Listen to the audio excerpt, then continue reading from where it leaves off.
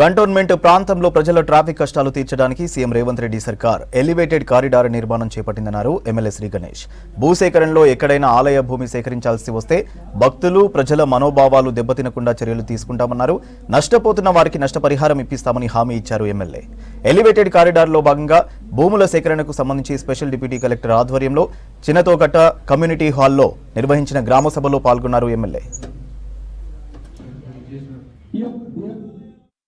ఈ metro rail ఏదైతే project వస్తుందో ఇది మొన్న గత సంవత్సరం గౌరవ ముఖ్యమంత్రి రేవంత్ రెడ్డి గారు శంకుస్థాపన చేసిన రోజు తర్వాత కాంగ్రెస్ వాళ్ళు సంబరాలు చేసుకుంటే కొంతమంది బీఆర్ఎస్ వాళ్ళు ఏమన్నారంటే కేసీఆర్ 10 సంవత్సరాల నుంచి ప్రయత్నిస్తున్నాడు, ఇది మా ప్రాజెక్టే అని బీఆర్ఎస్ వాళ్ళు చెప్పారు.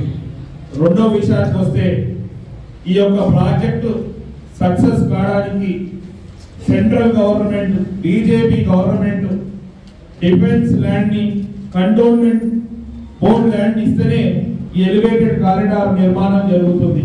సెంట్రల్ గవర్నమెంట్ కూడా బీజేపీ వాళ్ళు కూడా దీనికి సానుకూలంగా ఉన్నారు, బీఆర్ఎస్ వాళ్ళు కూడా సానుకూలంగా ఉన్నారు. కాకపోతే బీఆర్ఎస్ వాళ్ళు గత 10 సంవత్సరాలే కాలే ముఖ్యమంత్రి గారు రాగానే చేశారు.